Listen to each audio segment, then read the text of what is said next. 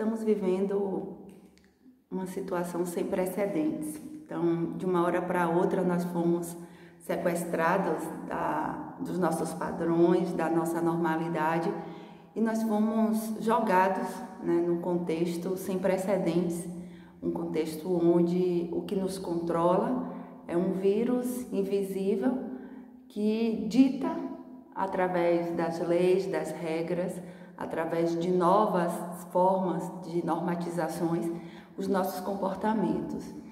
E aí, considerando essas mudanças emocionais e comportamentais, é possível a gente pensar, como a gente precisa estar lidando com esta situação, com esse contexto, ressignificando o nosso tempo. E aí pensar que essas mudanças emocionais e comportamentais, elas vão se fazer necessárias em 3 momentos distintos. O primeiro momento é o agora, então é o momento da crise, onde a gente está vivenciando a situação de insegurança, uma situação de medo, uma situação que a gente se reconhece sem controle, consequentemente gera toda a impotência de comportamento da gente, o que fazer.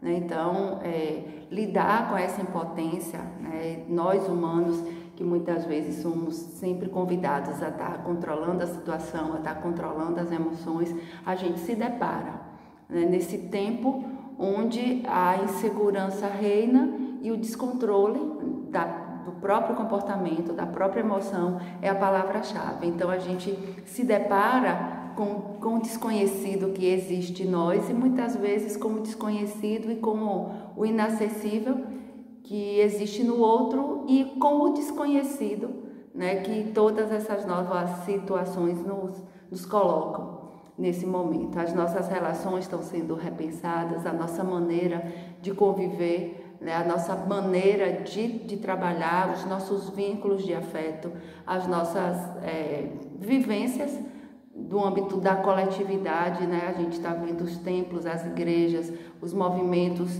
sociais serem ressignificados também.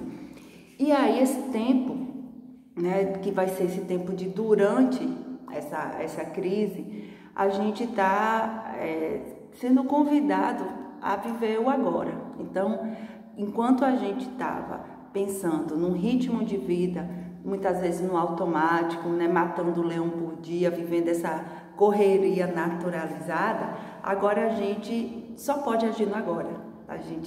Tudo que vai ser feito depende dos noticiários, depende das informações, depende dos decretos, das resoluções, do campo de vista da política, e ao mesmo tempo que a gente só pode agir no agora, a gente só pode atuar no agora, a gente vive a ansiedade do amanhã.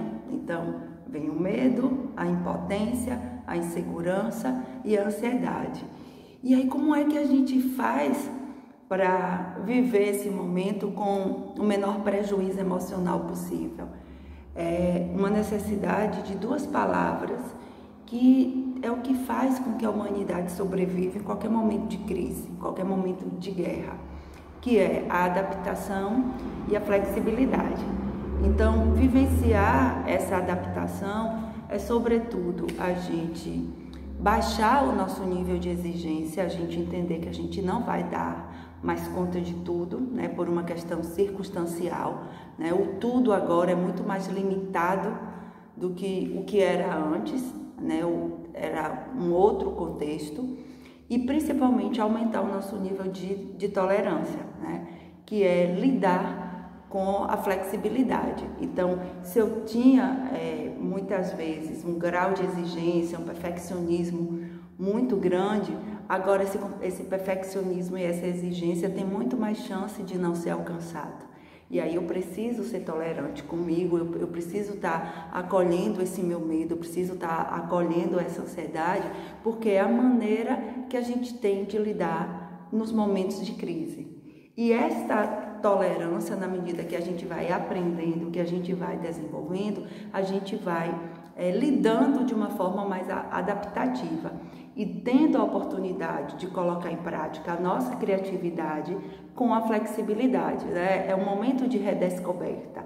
E aí né, é um momento de crise de um contexto ideal de vida. Ideal não porque a gente buscou, ideal porque era o que a gente viveu. Ideal era porque era o nosso comum, era o nosso cotidiano. E agora a gente está vivenciando essa crise. Então, esse primeiro momento é o momento da emergência, né? E diante de uma emergência, como é que a gente lida? A gente lida focado em resolver aquilo que é possível fazer no momento. E tem algo assim que é importante a gente estar pensando, que enquanto contexto provisório, a gente precisa fazer o mínimo viável, porque é uma fase de transição. A gente sabe que vai passar, a gente não sabe quanto tempo isso vai durar.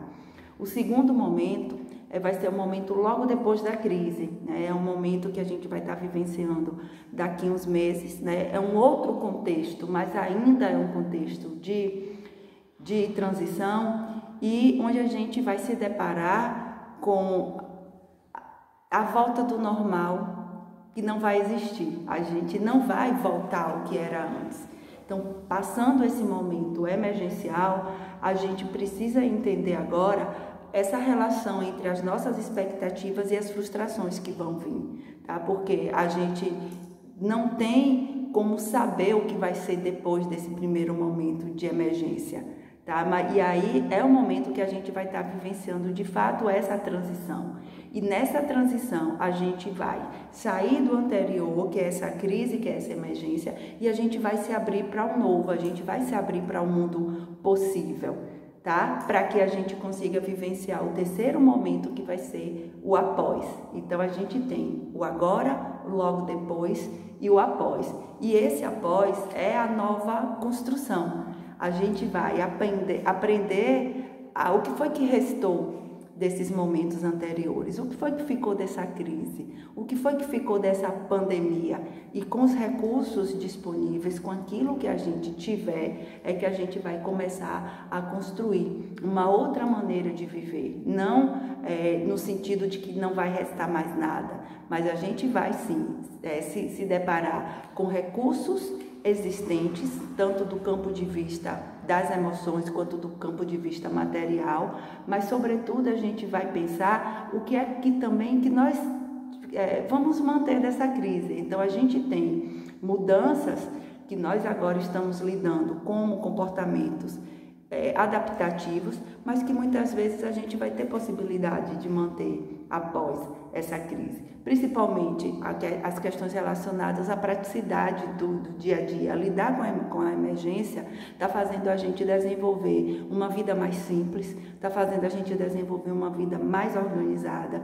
está fazendo a gente desenvolver situações com mais planejamento, a gente está buscando uma produtividade viável e possível, e a gente está buscando a otimização de recursos, consequentemente a gente está tendo uma vida com menos consumo, uma vida de uma maneira que a gente está desenvolvendo competências e habilidades que, se não fosse esse momento de crise, de repente a gente não teria situações, né, para estar colocando isso em prática e para estar aprendendo com ela. E outra questão importante é o uso da tecnologia em muitos setores, né, os trabalhos domiciliares, né, que estão sendo também repensados, o estudo que está sendo realizado em casa, e muitas vezes a gente vai desejar manter algum desses elementos após essa crise, após esse período. Quanto tempo vai durar, a gente não sabe. Então, essa ressignificação de tempo acaba repercutindo diretamente nos nossos comportamentos e nas nossas emoções.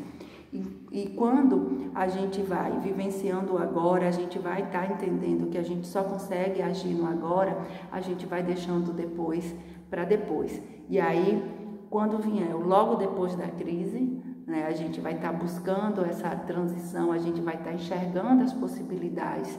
E aí o terceiro momento, após a crise, que a gente vai estar construindo, né, aquilo que vai ser viável com os recursos que nós desejamos manter após esse período.